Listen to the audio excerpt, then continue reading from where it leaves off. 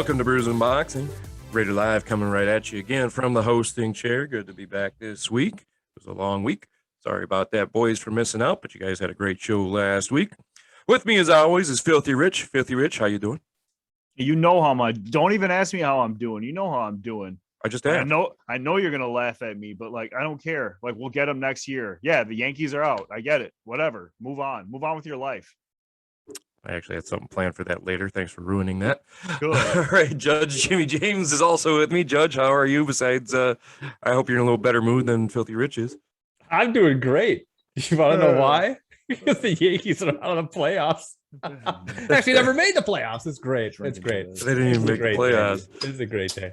You know what the worst part about it is, though, James? He's going to like double up on LeBron talk now that the basketball is going to start right back up. You know? It's inevitable. It is inevitable. It's inevitable for him to get the Toon Squad Space Jam poster behind him in the white there. Big show today. We got Filthy Five because it's the first of the month. It's the first of the month. We're doing the 130-pound division. We got all our lists combined. And actually, I'm going to step out of the host chair for that segment and let the judge take over. The judge is going to host that segment this week.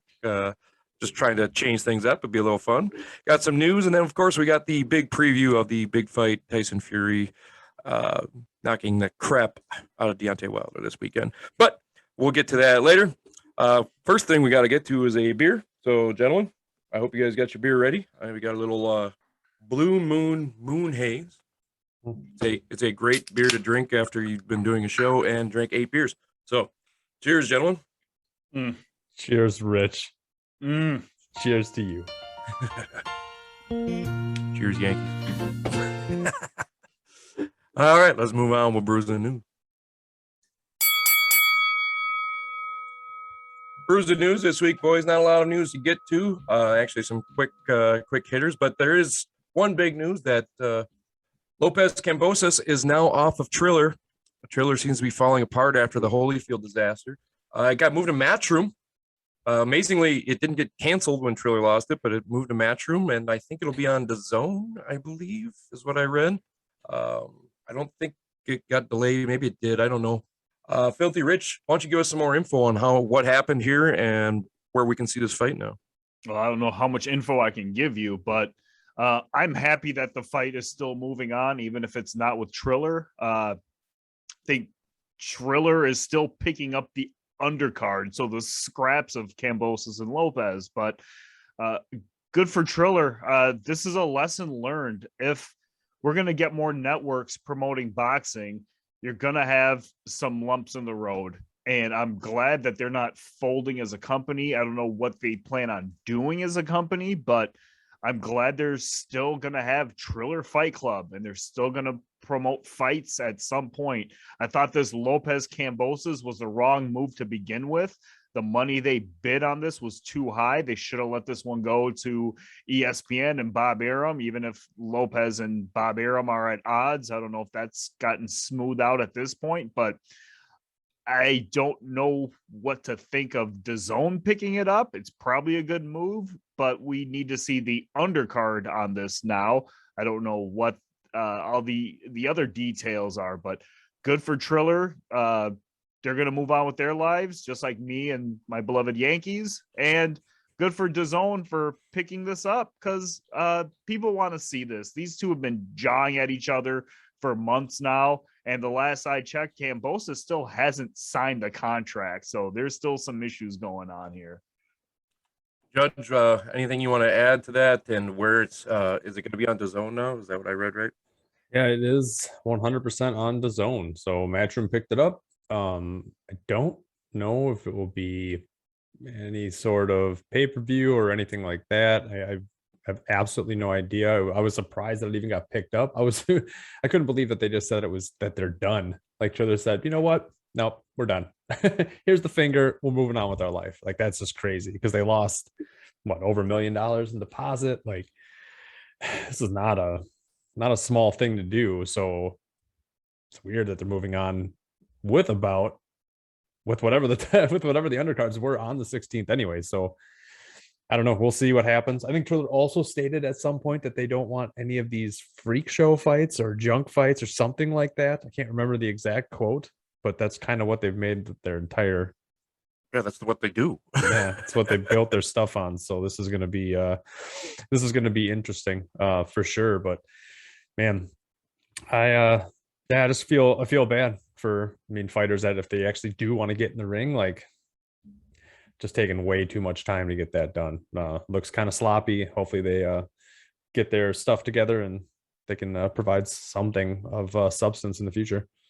Well, if they're going to keep the undercards, I'm curious who they're going to main event there. If they got Oscar De La Hoya on speed dial, or if they got one of the Paul brothers on speed dial, or maybe Brock Lesnar wants to box somebody for something. I don't know, something weird. Maybe, who knows? Hey, maybe CM Punk will be available. Maybe he can come in there and box. He's never did in the MMA. Maybe he can box this time.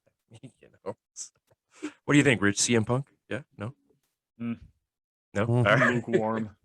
He can put big X's on his boxing gloves. It'll be good to go. All right, next fight is Judge Jimmy James, Lomachenko and Comey are going to fight on December 11th. A little early Christmas present for you. Quick thoughts on that matchup, Loma versus Comey. Loma fighting a good fighter, and Comey, I think Comey's ranked number 4 right now in the division. So what do you think?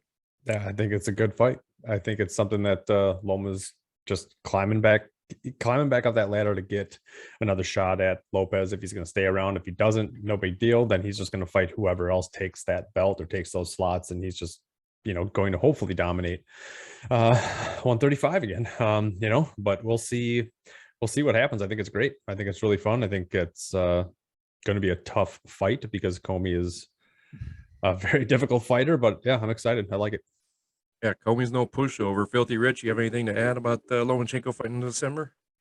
So I talked about this a while back. If you're not going to get that fight, pick up the Lopez fight. Pick up his scraps. He already beat the guy just recently, was the dude that went 12 with Lopez, and now he's fighting Comey, a guy who Lopez just beat. So it wouldn't surprise me if Kambosos is next for Lomachenko after this fight. Don't be surprised. And the other thing is, this is Loma's date. It turns out this is Loma's date. Because if you think about the last 3 years, it's always been on Heisman Trophy night. And you have to wait for the Heisman Trophy presentation, which runs like an hour long for this stuff to start. So that's not, I don't know if this is supposed to bug me or not, but I've gotten used to Lomachenko fighting on Heisman Trophy night. Set your DVRs late, because the fight's not going to start until whoever wins the Heisman this year. So those are my 2 keys I have on this. He's picking up Lopez's scraps, and it's on Heisman Trophy night. Cool. I'm All right. cool. Demetrius Andrade is going to fight Jason Quigley on November 19th. There's also 3 world title cards, or three. Wow, I can talk. 3 world title bouts on the undercard. What do you think of that matchup, Rich, and that undercard having 3 world title belts? I know you think belts don't matter, but still. Don't worry about what I think about belts. Okay. Here's the thing about this fight. Andrade just been inactive. He needed to fight somebody. And if Quigley's the only guy willing to sign on the dotted line, good, I guess. But you nailed it with the undercard. This is going to have to be a big undercard in order to get eyes to tune in. I don't think it's going to be a pay-per-view. It's going to be just a basic DAZN streaming app. It'll be a good fight, but you want to keep viewers tuned in. You better have some undercards with noteworthy names. And if you're putting titles, these fake titles on the line, that definitely does a good service for this fight. Right on, Judge. You have anything to add about Andrade finally getting a fight? Well, it's good because he didn't look good in his last fight, that's for sure. And he's fighting another guy from across the pond, only not in the UK's, and from an Irish fighter. So I think Quigley just beat Sugar Shane Mosley Jr. By mixed decision, which definitely Mosley didn't look that great either. So we'll see. Boo Boo should come out, and if he's still as good as I've been touting him in the past, he should come out and destroy Quigley. But time will tell on that. But I think you guys got it right. The undercard for this is extremely good. I'll probably talk about it a hell of a lot more further on in a different show, but that's definitely what's going to draw him, because Boo obviously is not a big draw to get people to watch. But I'll be watching this one and all the undercards. it was not a draw, yet you're going to be watching it. It's awesome. You're not going to pay for it. I mean, you probably already have the app. Yeah. All right, last one. Tank Davis is going to battle Rolly Romero on December 5th. So back-to-back weeks of good fights. You got Davis and you got Lomachenko in back-to-back weeks. He's going to fight at the Staples Center in L.A. That's as long as, I guess, LeBron allows it on Showtime pay-per-view. What do you think, James? I'm sorry. I am absolutely shocked that this fight was actually made. This is a very good fight for Gervonta, and I think this is a very bad decision for Rolly Romero. Now, granted, people need to have ego and do what they need to do, but man, you're too young. This is not the fight you want. You're not at that point. This is bad. I think Davis is going to have a field day. The only thing that's super weird about this is it's a pay-per-view fight. Don't know why this is a pay-per-view fight. So I'm going to be interested to see what the undercards are, because I'm probably going to buy it just because I want to see Tank Davis knock out Raleigh with his teeth or something like that. But yeah, I mean, this is crazy. That's about all I got. Well, you heard it, Rich. He's going to buy it, so we're going over to his house. That's awesome. I think this is kind of like a feeler to see if Gervonta can headline a pay-per-view. Is kind of what I feel like it is. What do you think, Rich? Well, this will be his third pay-per-view he's headlined. I know, but the last two haven't been very good. Well, I thought.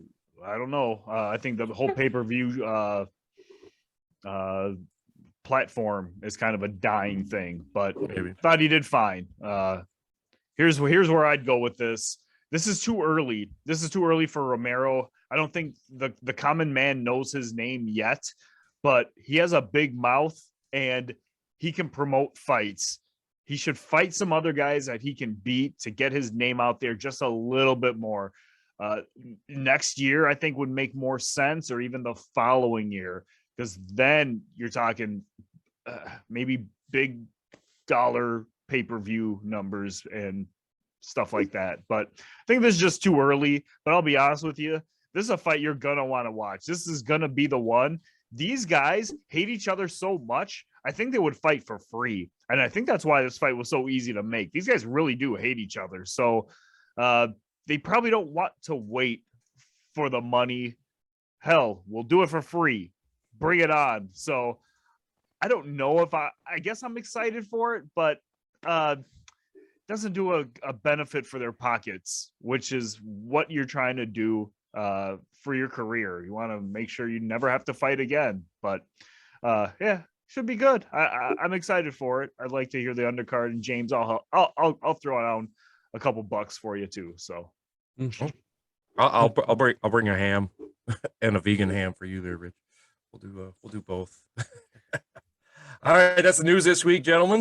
We got Filthy Five coming up right now, so I'm going to step out of the host chair, let Judge Jimmy James get into the driver's seat, and host his first Filthy Five.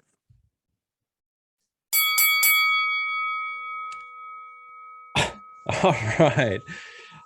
This is the judge in the driver's seat for the Filthy Five. It is the junior lightweight division at 130 pounds. So we're going to go through this. If anybody doesn't remember how we do our lists, each member of this team sends in a list. We then rank it 1 through 10, and then you get points. 1 gets 10 points, 2 gets 9 points, 3 gets 8 points, and so on based on those rankings. We then add them all up, and that is our general consensus list, which we will go over through here. So, gentlemen, anything before we get into it, or? It's just weird being up this high. You know, you look over here and see Rich, look down at the top of your head. Yeah, it's kind of cool. It's a way up here. Don't get a nosebleed up there. I'm used to up here. I mean, you said, gentlemen, I'm here. Those kind of stink up here. Well. Don't mess up my chair down there, James. We're not messing up anything. All right, so let's get this started. So without further ado, we are going to start with our number 5 rank at 130 pounds, and that is Jamel Herring with 18 points. Oh. So Raider had Jamel Herring at 2. I had Jamel Herring at number 6, and Rich had Jamel Herring at number 7. So Raider, Why do you have Jamel Herring up there at number 2 overall on your Filthy Five? Well, he's still got the big fight coming up here against Shakur Stevenson. I think he's still a beast. He's still the king of that division until he gets beat almost at that point. I don't know why you guys have him so low. Yeah, he's got a couple losses on his record, but still, he's a beast. He's going to be good, and that's going to be a tough fight. It's going to be the toughest fight for Shakur Stevenson, I think, in his career so far. So that's why I got Herring number 2. I think he's just, I mean, it's tough. The top 5 was kind of tougher than a lot of them where you kind of interchange them around. I'm really shocked you guys had him as low as you did, and I want to hear why I'm wrong and ruined another list. Well, I'm just going to toss it right over to Rich because I can just see that he's boiling over at the moment. So, Rich, tell him. Look, let's not. I don't mean to do spoilers here, but like I think our number 1 guy is all going to be the same, but 2 through like 7, they're kind of interchangeable. I don't know if I would have. I don't know if I would have had Jamel Herring that high because I don't like the body of work. And when he's had tough opposition, it came real close. Some of those wins are guys I had him losing to, but I don't know. I don't want to say it was on ESPN, so they gave the ESPN fighter the nod, but Jamel Herring, you've heard best of the rest. I don't want to say he's worst of the rest, but I don't have him that high, but I don't hate that he can be as high as number 2. Ring Magazine has him number 1, so we'll leave it at that. Wow, that is interesting. Ring Magazine has him that high up. I mean, real quick, I had him at number 6 overall. I mean, he does have some good matches, right? I mean, he beat Frampton before he retired, beat Lamont Roach Jr., and Ito. Not real flashy, but I mean, like he's a good fighter, right? He's not anything that you're going to sit there and pay pay-per-view dollars for, but he's going to at least give somebody a threat. We all thought Frampton was going to beat him, and he came out and did the show, right? I just, I personally think that was just, he's just not that high on my list personally, right? So obviously, Ring Magazine has him at number 1, and Radio Live has him at number 2. Not completely crazy, but yeah, I think that's about. He's only a 5-1 dog too coming into this fight against Shakur Stevenson here at the end of the month too, which was, that's not a bad thing. Herring, he's a good fighter. I like him. I had him at 2. It's just, again, like Rich says, they're interchangeable. I thought so. Yeah. It's not what I said. Well, the top 2 through 6 are interchangeable. You said. Either way, we're done with that part. So let's go to number. I'm done 4. with you. Doesn't work that way. Copyright filter back. So our number 4 consensus pick at 130 was Chris Colbert. Is that not how you say his name? That's not how you say his name. Is that Rich? Colbert. Regular old Colbert. All right, Chris Colbert. Sorry about that. I've obviously way too much. Never mind. Doesn't matter. So either way, real quick, Radio Live had him at number 5 overall. I myself had him at number 5 overall. And Rich, you had him at number 3 overall. So pretty close on the rankings on that one. Again, highest guy goes first. So Rich, why did you have Chris Colbert at number 3 overall? Chris Colbert has some skills. He hasn't been able to really, I mean, I guess he's been able to display them with the competition he had or has. But look, this is going to sound crazy, but I will probably never say this about, there may be somebody else down the line. I can't predict the future, but Chris Colbert is, he's like a Floyd Mayweather, man. This dude has like the shoulder roll. He's got footwork. He's got just about everything. I don't know. What's our guy? What's our guy? Night Night. He reminds me a lot of Night Night, but more polished. Okay. We're talking 130 where Mayweather started his career. Chris Colbert is really good, man. Again, he doesn't have the bodies on his list, but when I look at everyone I have ranked 1 through 10, I have him at 3 because he can beat everybody below him. He is really that good. I don't know when his next fight is, but I think next year he'll move up for at least you two, maybe even me. So that's why I have him at number 3. All right. Raider Live, since we tied, I'm going to pass it on to you because I'm just curious as to why you had him right there in the middle. Well, actually, I did a little bit of research. I watched 2 of his fights on YouTube in my preparation for the list. He's still pretty young. I didn't recognize anyone he had fought, so I just kind of took one from each. I do like his nickname of Prime Time, especially with the last name of Colbert/Colbert. That's kind of fun. But the problem with him is I felt like he does exactly what you said, Rich. He's a Mayweather clone. The fact that he doesn't have a lot of power. He goes the distance on almost every fight he has. Even on the fights he gets knockouts, it's late round knockouts. Doesn't seem to have the power. He's only have a 37.5 KO percentage. He's only had 1 first round knockout. I watched that fight. That one was pretty good. But all the other fights that he's had, they've pretty much gone the distance, even when he's gotten a knockout. Let's see, 12 rounds, 11 rounds, 8 rounds out of 8, 8 rounds out of 8, 7 out of 8, 6 out of 6, 4 out of 4. He's winning all the fights on the cards convincingly, but it's just not. If you're going to name yourself Primetime, you got to have a little power in there. You got to add that to your game a little bit. And I just don't like the fact of a fighter that leaves everything to the judges. You got to be able to do it yourself. So I had him a little lower. He's young. He has potential to move up, but he's not as exciting to me as like my guy Boots as a young fighter. Let's tell you that. Well, that's definitely fair enough. He was definitely doesn't have power, right? I think he's got the tools. So I think you guys are right on point with that. I think he has the tools to move up and the tools to become better, right? And you don't need crazy power to be good because you can use precision instead of power, which actually acts as power, depending on how well you can land those shots and time your shots, right? And he does have his last win was against Nambiar. That's a big name to me. I don't know if it was at a catch weight because I think he's at 126, but either way, at 130. That was his biggest fight to date. That was a win. Didn't look crazy great, but good enough, and he keeps improving every time. So I think having him right at number 4, I think that's a good spot for us overall as a consensus. So yes, Raider Live. Quick question, Rich. You really think that Colbert could beat Herring? Because you had Herring down 7. You think Colbert could beat him? Absolutely. Absolutely. All right. I don't think he could beat Herring, so that's why he beats Herring. He for sure beats Herring. I agree. Not from what I saw of him.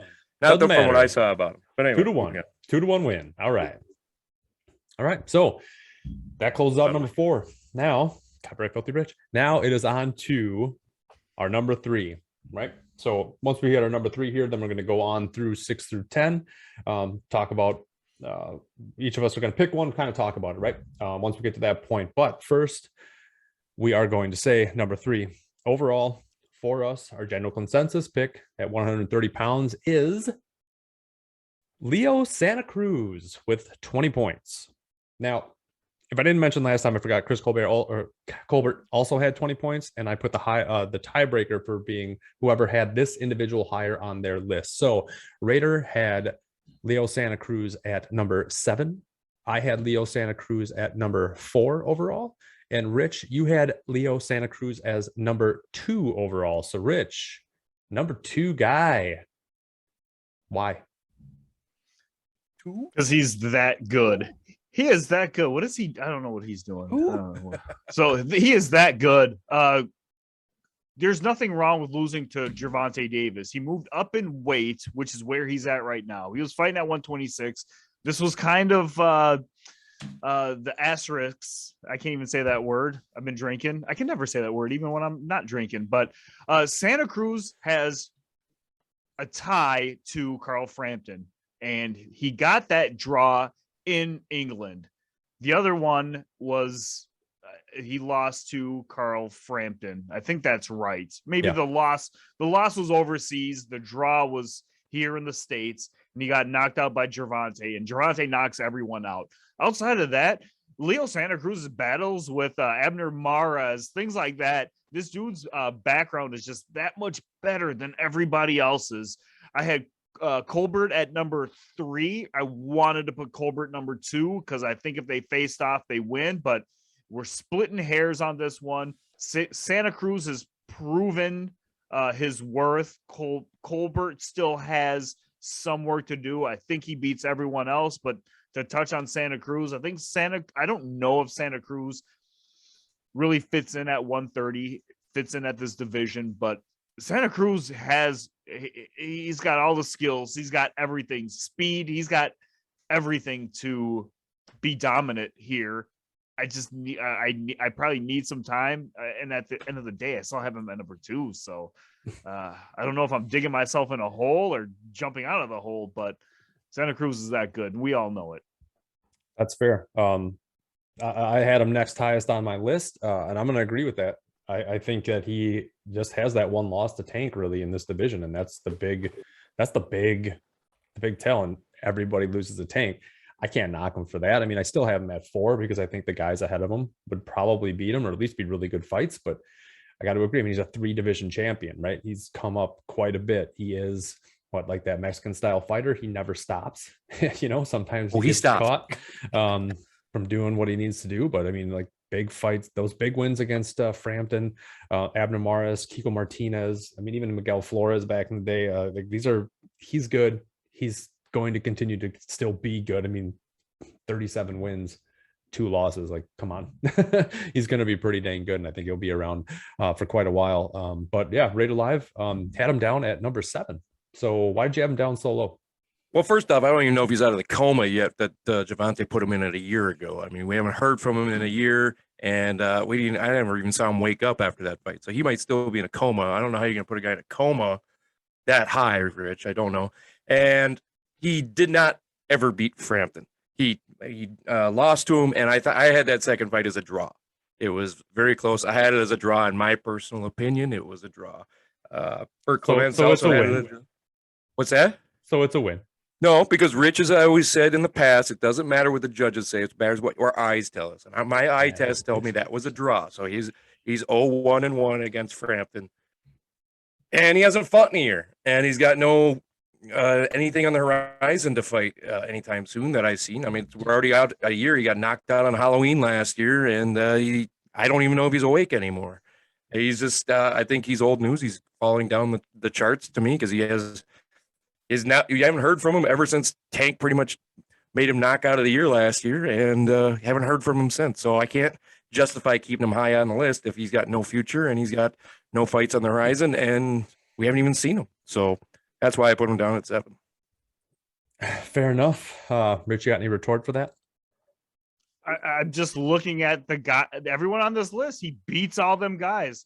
The money's not there. Just because he hasn't fought doesn't mean that he can't beat these guys. I think he beats a lot of these guys.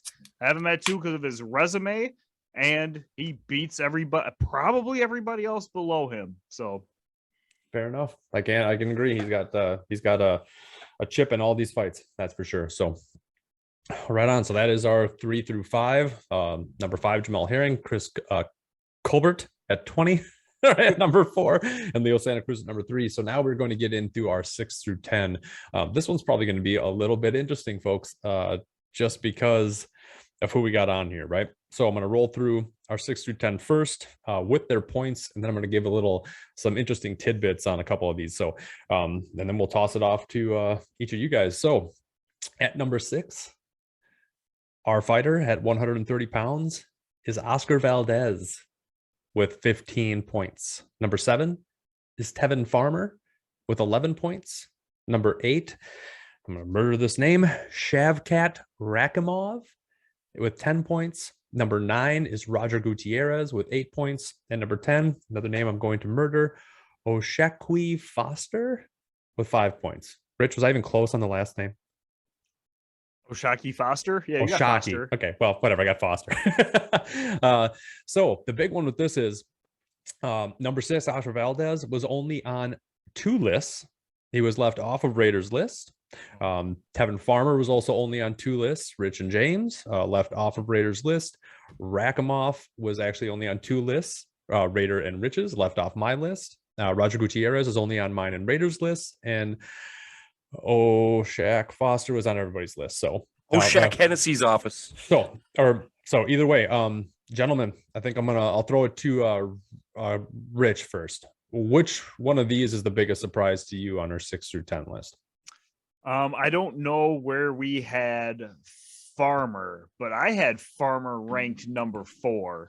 Because Farmer, he doesn't have the power, or maybe he does. He only has 6 knockouts on 30 victories, but those 5 losses, I don't think dude's ever been knocked out. He has got skills and he fights pretty frequently. He hasn't fought in a while, but I like Tevin Farmer a lot. I'm kind of surprised he's not on either of your lists. And quickly on Oscar Valdez, the whole thing with knocking out Burchelt. Burchelt was weight drained, probably didn't deserve or probably shouldn't be at this weight anymore. And Valdez has now since tested positive for a banned substance. So that's kind of where I have those 2 guys, if you want my opinion on those names. Right on. Right alive. 6 through 10. What jumps out at you? Well, I had Valdez off because of that drug thing. I don't like the drug things. I always bump off. But I'm actually surprised because I had Shere Khan up at number 4, and you guys didn't even have him on your list. Is that what I heard? Or you had him on your list, James, but lower? You had what name? Shere Khan, Rakimov. Rakimov? Rakimov, Oh, the Russian. yes. Yeah, his nickname is Shere Khan. Yeah, he is off my list. Yes, he was off your list, but he was on Rich's list. Where did Rich have him at? Rich had him at number 8. Okay. Have you guys seen this guy fight? I mean, he just had a draw against Jojo Diaz. This guy's a beast. He's a strong ass southpaw. I think he beat Jojo Diaz in that fight personally. I watched that whole fight today as I was doing my list. This guy's a mean, strong Russian with a mean left hook. It's just he's a mean southpaw. I can't believe that he's off your list, to tell you the truth, James. If you've seen him fight, I can't. I've seen him fight. I can't believe he's off your list. He seems like the kind of fighter you would like. I don't know. I was shocked that he was off your list. Why is he off your list? All right, on to me with this. So 6 through 10. I'm kind of surprised with 2 of the names. You're not going to answer my question. I will answer you. Let me get to it. All right. Chill. Actually, you know what I can do? Yeah, just mute him for a little bit. I don't know where the button is. All right, you're looking right now, Raider Live, because I can't figure it out. Either way, Oscar Valdez, I'm very surprised he was left off the list, right? And for me, I have, spoiler alert, but I had Oscar Valdez at number 2. I think that you give him the stuff, right? Didn't look good in his last fight, but I can't just I give the guy a chance as far as I see, right? It's you made a mistake. Are you going to make that same mistake? We'll see what happens. You want to give the weight train thing about Burchelt, definitely make a case for that. We'll see what he does in his next fight, because whatever fight he takes after this is going to be the big telltale, right? But I'm not going to knock him off here because I think he would still beat Burchelt or Leo Santa Cruz, at least on my list, for that. Now, to touch on Raiders' point, I don't have Rakimov in my top 10 because he did not beat Jojo Diaz. If you can't beat Jojo Diaz, then you just go back down and wait. All right. I think Jojo Diaz is terrible. I don't know what his deal is. He is not a good fighter. And if you can't beat him, man, nope, I don't like it. And that's where I stand on that. And there's another guy on this list too who fought Jojo Diaz. And I just I don't get it. Doesn't make any sense to me. Beat Jojo Diaz and then maybe you'll move up on my list. But if you can't beat Jojo Diaz, who just is not that great of a fighter, no, you're not up on my list. He did beat Jojo Diaz in that fight. I think. Yeah, you're not the person on record. Jojo Diaz beat Tevin Farmer, who you guys were just propping up a minute ago. So I'm just pointing that out. Tevin Farmer doesn't get any rest. A good fighter can beat a good fighter when one of the two has not got. Look at Jamal James. Jamal James took a loss. It doesn't mean anything, even if it's to whoever. To touch on that quickly, but. Rakimov doesn't have the resume. He's beaten nobody. Has he beat one top 10 guy on here? Until he does that, I can move him up, and he has the potential to move up. But to me, he rounds off the top 7. After that, it's kind of whatever. He is at the beginning of whatever at number 8. And once he starts beating some big names, which maybe he's being docked, I don't know. But right now, until you get a big name on your record, and Jojo Diaz is okay, cool. I'll move him up later. Yeah, he's not in my book. All right. Anyway, all right. You could have one bad fight, and I just think he passes the eye test. That's what I'll say on that.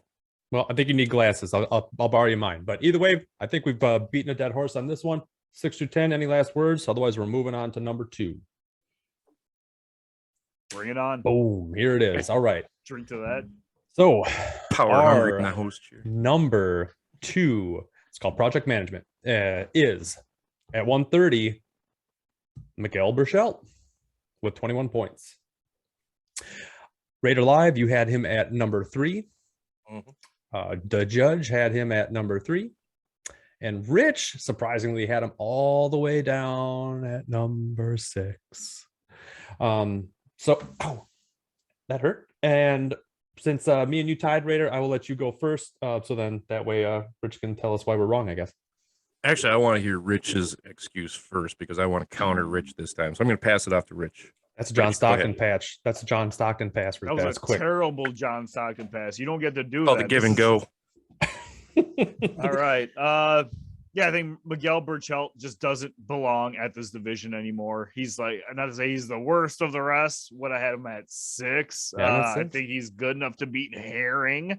Outside of that, I mean, Valdez beat him. I think Tevin Farmer beats him. I think Colbert beats him. I think he's probably going to move up in weight. I can't see him staying here much longer, but if you can't make weight and you're going to put on performances like that, and look, maybe Eddie Reynoso has something to do with this. Maybe he is that good of a trainer. I don't know. It's kind of weird right now. It's a weird time for these guys, but I Burchelt about a year ago is probably 1, 2, or 3 at this point. Kind of hard to say that he beats anyone anymore, but he's got power. He's got knockout power. But if you can't make weight and you're just clumsy in the ring, it's time to move up. Technically, he's still at 130, so we rank him at 130. That's why I have him, I guess, as low as I did, but I think he's right where he needs to be. Live retort. My retort is, yeah, he lost to Oscar Valdez, but Oscar Valdez was on the juice, and he got knocked he didn't down. test positive for any juice after that fight, so he looked like he's on the juice. Got knocked down 3 different times in that fight. Throw that one out. Even if Valdez wasn't on the juice technically at that time, he's been busted for it. So it's always a question mark in the back of your head. He's still got a decent resume. Beat Francisco Vargas twice. Jason Sosa he knocked him out pretty quick in the 4th round, I believe, 3rd or 4th round. He's still strong. He's only, he act like he's not good anymore. He's only 29 years old. He's only 29 years old. He's got 2 losses. If you throw out the Valdez fight, he's got 1 loss. And that was back in 2014 against Flores. He got caught in the 1st round. Besides that, he's won every fight that's thrown in front of him. And I think he still deserves to be up high. I didn't have him as high as 2. I think Herring beats him. But Burchelt at 3, I think, is right. I think Shere Khan would give him a fight, those 2. But I understand what you're saying about weight, but we're just ranking 130 right now, and he is a big 130. Just put it that way.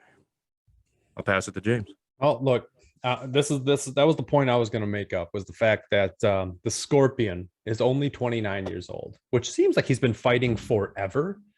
Well, considering he's Mexican, everything. So he's been fighting since he was 12. But yeah, he is only 29.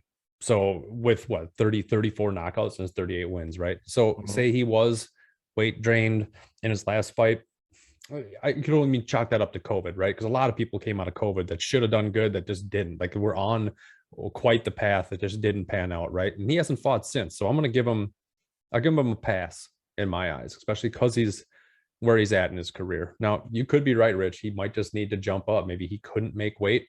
I don't know what he was doing in COVID, but a lot of DoorDash will probably do that to you. So either way, I think he's still a threat. I think he's a giant threat. He's only susceptible to counterpunching, but you gotta have good enough defense to do it, right? And Valdez did at one point, but he could have been on the juice. I'm not gonna say it. Didn't test it, but he could have been on it. But either way, number 2 overall for us. I think that's a good spot for him, even with everything. So yeah, I think it's moving on to number 1, right? And I think everyone can guess who our number 1 is at this point. If you haven't guessed it yet, then watch some of the previous shows. You're missing the dance, Rich. Oops. He slipped it in, right? He slipped it in. But number 1 overall, our general consensus at 130 is Shakur Stevenson. And if you can't guess, he's got 30 points. Number 1 across the board for everyone. So let's just toss it to whoever wants to talk about Shakur Stevenson first and why he is the best at 130. Rich, take You're the host. You toss it. Yeah, I just did. Stop talking. Rich, go. Yeah, I'll do that John Stockton thing or whatever we talked about, even though LeBron was voted as the greatest passer by GMs in this coming season. So we're going to LeBron pass this one. Go Raider. Ugh. Okay, first off, Magic Johnson was the best passer of all time. This year. Well, I'm sorry. Is John Stockton playing this year? I don't remember if he was playing this year. I think he's pretty old. I don't know. No, he's not. Boxing show. Shakur Stevenson, friend of the show or acquaintance of the show. Matt Seabox, one of his favorite boxers. Very exciting to watch. Very up and coming. My second favorite young boxer outside of Boots. What can you say about him? He's moving up, and people are scared to fight him. He's taking fights that he wants to take fights that he can't get. Seems to get dodged a lot. He's going to dominate this division before he has to move up. He's an exciting fighter to watch. As Matt from Lindstrom told me, he's like, if you haven't seen this guy fight, just watch one of his fights. You'll instantly be a fan. He's going to be the biggest thing in 5 years. He told me that 5 years ago or 3 years ago, and he's right on track to be probably one of the biggest pound for pounds within 2 years. So, I mean, of course, he's going to be at the top of the division that he's at. He's going to need a few more title fights, but, I think he's going to beat Herring probably later this month when he fights it and dominates it. He's going to be undisputed king of this division. That's what I think. Rich, what do you think? Look, one thing you didn't touch on was Shakur Stevenson's defense. We haven't seen defense like this probably in several years. I'm not to bring up Mayweather, but this dude, I think punches landed on him are at like 4% based on how many punches are thrown. That is just unheard of. I think second is like 17%, something wrong. Don't quote me on all this. Maybe numbers have changed and everything, but Shakur Stevenson is that good, and he has power. He just knocks everyone out. It should be a gold medalist. I think he's a future gold medalist because right now he's a silver medalist.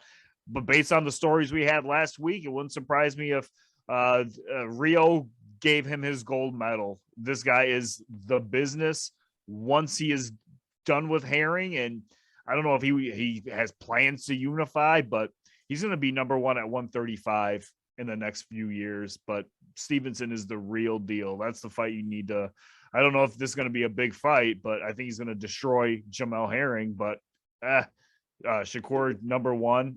I think every website across America, maybe across the world, has Stevenson number 1, I guess, except for Ring Magazine. Ring Magazine has him at 5 for some reason. They obviously haven't seen him fight. But with something else I'm impressed on, he's got that good a defense as a southpaw, too. Usually defense is a little harder as a southpaw to have that elite a defense. And he is, because most southpaws, as Mickey said, lead with their face, trying to throw that big left hook. And the right's no good. He proves that otherwise. James, I want to hear what you think. Yeah, so do I. Yeah, I mean, Shakur Stevenson his defense is ridiculous. You just can't hit the guy, and he doesn't like being hit. Actually, that's what he said in his last fight, is he doesn't like being hit, and that was the first time he said it. The only downfall to that is that he doesn't take over fights like he could take over fights, right? In his last fight, he did get a mouse under his eye, which he wasn't very happy of. But he had the opportunity to take advantage and win more handedly. I think it went to the cards. He had the opportunity to win. He just didn't take advantage of it because he didn't want to get hit. So I think that's the biggest knock that we have on him. His defense is awesome. Obviously, being a southpaw is huge, but I mean, he is going to be a pound for pound beast if his defense stays the same. If he can figure out how to get in and get out a little bit better without getting hit. I mean, well, I guess he's doing that well, but he needs to throw some hands with some people, right? Like he's not going to be able to dodge it forever. I mean, I guess he could potentially. I mean, whatever. I don't want to see that. All right. Nobody else wants to see that. We want to see some action.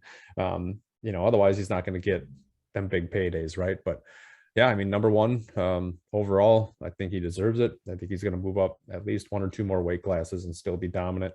And we'll see. The sky's the limit for this kid. And we've been touting that since he was 18. So hopefully he keeps on moving up. But yeah, I think that's about it. So real quick to go through our lists. Number 1 is Shakur Stevenson. Number 2 was Miguel Burchelt. Number 3 was Leo Santa Cruz. Number 4 was Chris Colbert. Number 5 was Jamel Herring. Number 6 was Oscar Valdez. Number 7 was Tevin Farmer. Number 6 was Shavkat Rakimov. Number 9 was Roger Gutierrez. And number 10 was Oshak Foster. Man, Oshak Foster. Man, I can't say that name. Rich, one more time. What's his name? I think it's Oshaki Foster. Okay. I mean, he's a showbox guy, but he'll be headlining at some point. Fair enough. Shaq Hennessy's office. That's what we got. All right. Well, I think with that, that kind of closes out our list, our Filthy Five list at 130. Hope you guys enjoyed it. If you didn't, put it in the comments. Tell us where we're right or wrong. If not, look forward to hearing it. Yeah, boys, I think let's move on with the show. I like it. All right, back in my host chair. Jim, you got good? Your butt's too small. I had this the way I liked it. Now you've messed it all up. My chair up on here. My host seat back where I was supposed to be. Reigning undefeated champions still in all games and analysis. Obviously, the comments will say Raider was right about his rankings, but we'll move on from there. Big fight this weekend. Finally having it happen. Fury Wilder Part 3. Fury won the second fight. Draw in the first fight after Fury raised from the dead Undertaker style in the second to last round there, I believe it was. Some controversy there, I remember. But regardless, we're going to go over the keys to victory for both fighters and make our picks and some other things. But before we get into that, there's been some breaking news on it. The Nevada State Athletic Commission has changed the referee and one of the judges for this fight. For more analysis of this news, I'm going to pass it off to the judge, Jimmy James. Judge. Well, I'm going to talk about the ref because I thought that was interesting. The ref was changed to Russell Mora from Mike Ortega. I don't know why this change happened. It seems extremely odd to do it the day before the fight, maybe not the day, Thursday. I don't know, whatever day it is. A couple days before the fight just seems extremely odd to me, right? Don't know why they did that. Now, the big thing, at least for me, Russell Mora, I don't know if it's like an upgrade or a bad thing, but Mora was the ref for the last Franco Maloney fight. If anybody watched that, and he actually stopped that fight in the second round because of an accidental headbutt, is what he called it. And they went and looked, and there was no headbutt. So it makes me a little weary that they're changing to somebody who might be more willing to stop a fight early. Granted, he's been around for 20 something years, so it's not like he's a bad ref by any means, but I think it just seems a little suspect because he got a lot of flack for that particular move that he said before. So I mean, yeah, that's interesting. I don't know if it's going to be a positive or negative. Only guess the time will tell. Hindsight's 2020. But yeah, I mean, that's probably what I got about the ref situation. Probably toss it over to Rich for the judges. Well, Rich, you're all about the judges. What do you think about the judge change that they had? I'm not all about the judges, so this is all I can say. It looks like this lineup is gonna mirror the Pacquiao Ugas fight. They had, I believe, they had the same referee and the 3 same judges. That fight played out, I don't want to say perfectly, but I thought the right guy won, and I think that is what they're aiming for here. I don't know why the female judge was replaced. I have no idea why she was replaced. And maybe it's a good thing that there's no information, unless you have information, and leave it in the comments. But there's no information that I can find. I don't know if this is a COVID thing or if it's bribery. I don't know. We know we love boxing, but we know what the fight game's all about. I have no idea why she was replaced, and it could be a combination of both. But I'd rather not know. They got it right. At the end of the day, they got this right. I don't know why the referee was changed, but I don't know who the old ref was, but I like Russell Mora. I think he's a very good ref.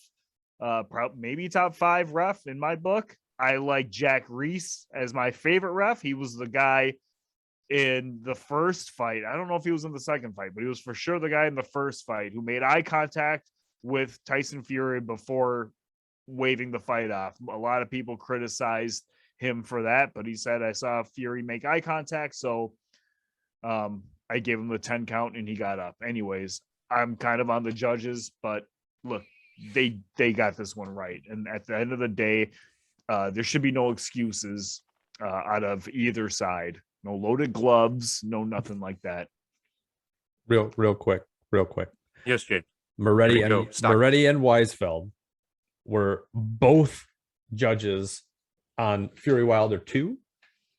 So do you think that they are, because Weisfeld, I believe, is the guy who got put into this, because it was Cheatham and Moretti, and then Weisfeld was the other guy that got put into this. Do you think that's going to be, that's a telltale sign at all? Just because that's just last minute, kind of weird, gypsies are gypsies, not the stereotype, but look, you like dogs? Dags. I don't know, especially with this. If he was a judge in the second fight, they didn't need judges. This fight was stopped. So, and I thought the first fight was a draw. Unfortunately, I know Tyson Fury probably won a lot of rounds, but he was knocked down twice. You lose points. That's the rule. I thought it was a draw. I don't know if changing the judges is going to matter. Okay, let's break down. I've never been a fan of Moretti, by the way. Weisfeld, I like, but Moretti, I wish he would not be in there. I don't think he's a very good judge, but that's me. The only one he ever got right was Glove. But you can't spell cheat without Cheatham. That's true. You can't. At least it's not Julie Letterman or what's her nuts. What's the other one? For the Golovkin fight. Adelaide Bird? Or no, Adelaide Bird. That's not right. Julie Letterman and Adelaide Bird were two of the worst. Was it Julie Letterman had the Lopez Lomachenko fight like every round for Lopez, I think, or one round off for. Yeah, I think she gave Lomachenko one round in that fight. That was just awful. But all right, keys of victory. Let's start with Filthy Rich. Filthy Rich, what's Wilder got to do to get off the schneid and actually get a win against Fury here? We'll start with you. What should we be looking for? Well, look, I'm gonna go ahead and say Tyson Fury. I'm gonna take Tyson Fury's side on this one. That's my fault. Raider Live. That's my fault. Oh, you guys switched it. Nope, okay. We have some issues in the pre-show, so that's my fault. Let me fix that real quick. And Rich, you can go ahead and talk. Okay, well, Rich, if you're Fury. going to take Tyson Fury, what do you think about Tyson Fury going to go for his second win against Wilder and remain the undefeated lineal champion? So the first thing I would say is Tyson Fury cannot underestimate Deontay Wilder. After this press conference, I'm thinking he may be overlooking the guy a little bit. I think because he thought he won the first fight and that he basically dominated the second fight, that this should be a cakewalk. That's where you're going to slip up. That's where anybody would slip up. Do not look past Deontay Wilder. So first key to victory. Don't look past him. Be prepared for the guy in front of you. The second one is, look, Deontay Wilder probably still has the power. I'm a little weary on this trainer change going to Malik Scott, but my guess is you're not going to lose your power. They say power is the last thing to go in a fighter. When a shot fighter still has his power, so you'll have to do something to either absorb Wilder's power or not have to deal with Wilder's power. And if that means footwork and throw him off his game and stuff like that, then so be it. So that's number 2. Be weary, be careful of Wilder's power. And number 3, don't forget what got you here to begin with. I thought round for round, Tyson Fury beat Wilder. If it wasn't for the 2 knockdowns, it wouldn't have been a draw. You would have won. Tyson Fury would have won that fight. Second fight, just destroyed Wilder. I know he had the horseshoes in his gloves and whatnot, and really took a pounding to Wilder. But keep the horseshoes in your gloves. It's a joke. People, don't at me. So you've already beaten the guy twice in your eyes and sort of in the public's eyes. So just keep doing that again. Use your body to weigh Wilder down. I think he weighed in at 273 their second fight. Maybe it was their first fight. It was like a 50-pound difference. Do that again. Use your body to weigh Wilder down. So, yeah, one more time. I don't even remember all 3. So, James, go ahead. Well, hold on before I pass it. James, apparently, Fury says he's going to be coming into this fight at near 300 pounds. He's probably about 293. He's trying to get 20 pounds heavier than he got in the first fight. So obviously, that's 10 pounds lighter than you, Raider. Drink to that. Oof. That was mean, but okay. So since I have a loss of weight, but anyway, yeah, he's coming in at over at 290. So obviously the strategy is probably the same as to lean on him and wear him out at 290. And he says he wants to end it early with a big punch, just like he did last time. So, James, how can Wilder avoid that, especially if Fury's coming in even bigger than he came in last time? Because I've heard that Wilder's actually kind of cut down a little bit too. I don't know if that's true or not. I haven't seen it, but what do you think? Either way, if he's trying to do the Andy Ruiz game plan, that's not a good choice for Fury there. But I mean, he is also worked in the second fight. Yeah, not 30 pounds over that. All right, because that's exactly what Ruiz is doing to Joshua. Either way, so we're going to talk about Wilder's keys to victory, right? I think there's just 3 big ones. Number 1, movement. He needs to keep moving. He needs to stay away from Fury. If he has been getting cut, he needs to kind of do what Usyk was doing to Joshua, right? He needs to keep moving and not just be a target right in front of him. Make Fury try to move, and that wasn't what he was trying to do in the first fight. Number 2, keep him off you.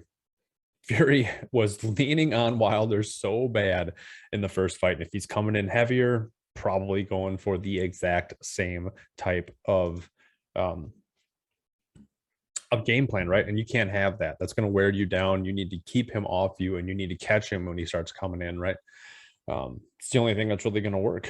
And number 3, I think he needs to trust his boxing skill. He needs to sit there and just not always go for the massive shot. He has the power. Take the little jabs, hit the body. We all know that Fury is not your exhibit of, chiseledness. So take the shots, do it right. Don't exert yourself or overexert yourself right off the bat. And then when those openings happen, then take advantage of it. So that's what I believe are going to have to be the keys to victory to Wilder, especially since he hasn't fought since that fight. So I think you left out one major key, James. Not to put on a 70-pound ring outfit coming to the ring and blame that as your reason for your conditioning issues. Well, look, man, not to knock the guy, but Wilder's legs are so skinny. And I don't understand how his legs are as skinny as they are, being as he is as big as he is, but it's super weird. Actually, acquaintance of the show has the same kind of problem, so it's kind of funny. But either way, that was just a excerpt right there. But anyway, yeah, let's move on. Well, he says he's going to wear big outfit again too. So he says he's going to shock the world with his entrance, is what I read here too. So he says that's what he does. So that should be fun. All right, let's go move on to the picks here. The pick round. I obviously still had Fury at my number one as a heavyweight. We did heavyweights a few months back.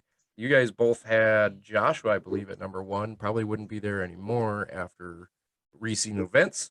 But this will probably be the biggest heavyweight fight left this year, I would imagine. What do you guys got? Decision or who wins and by what way? We'll start with Filthy Rich this time.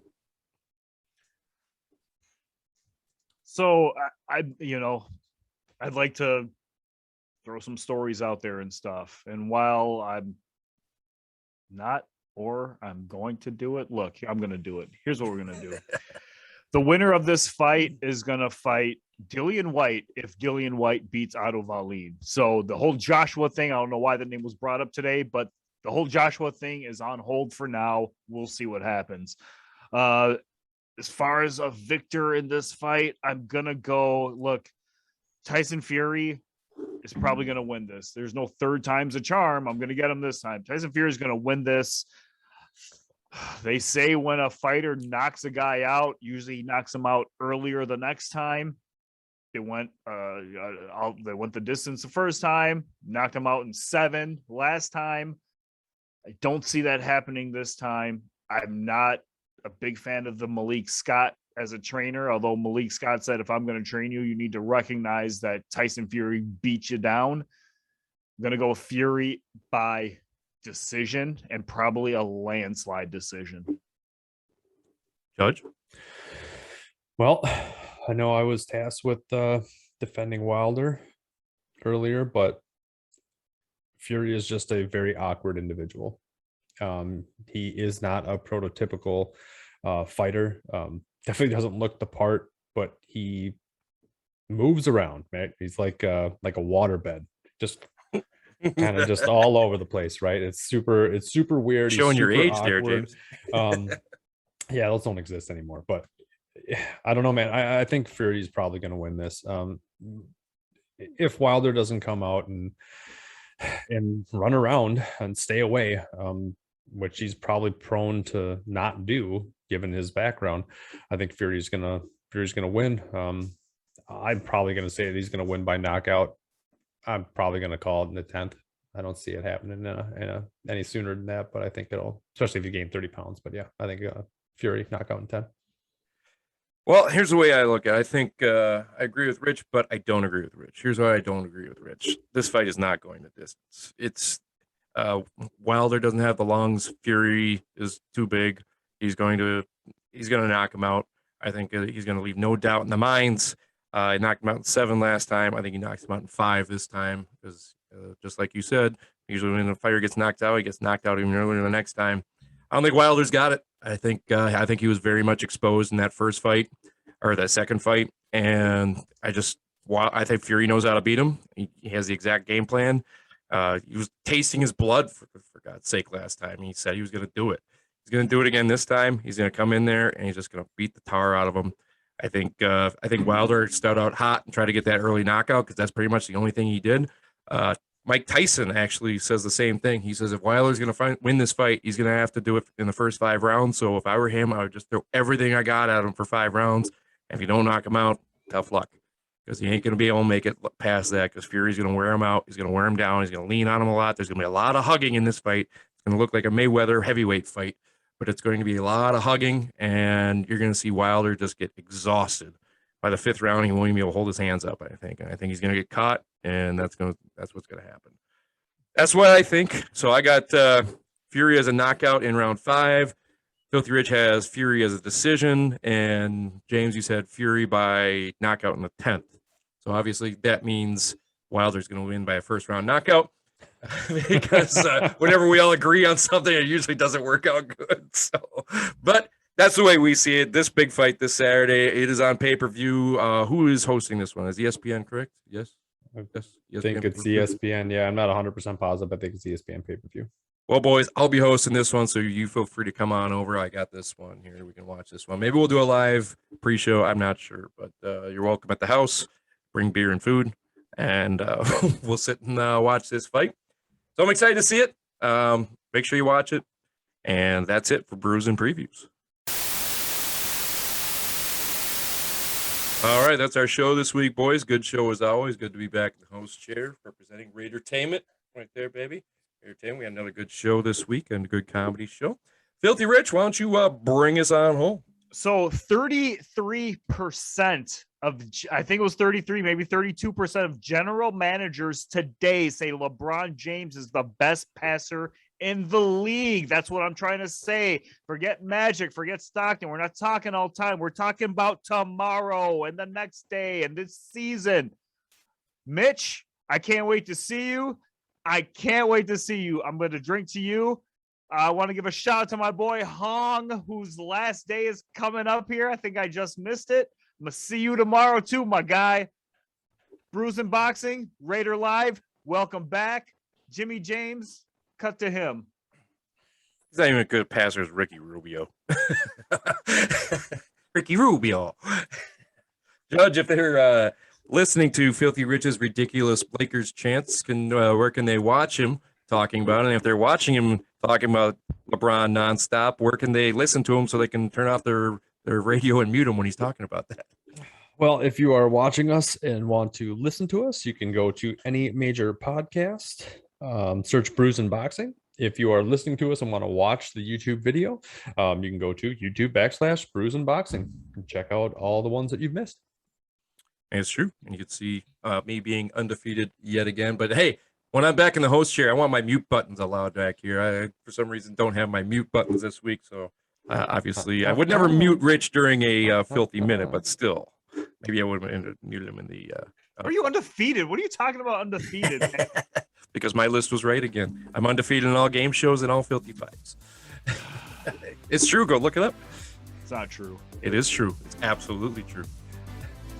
James can confirm that. He hates it, but he can confirm. Well, what is true is the show is over. Yeah, but my undefeated streak remains. All right, for Judge Jimmy James and Filthy Rich, I am Raider Live, the undefeated one. Thank you all very much for joining us. We will see you guys next week.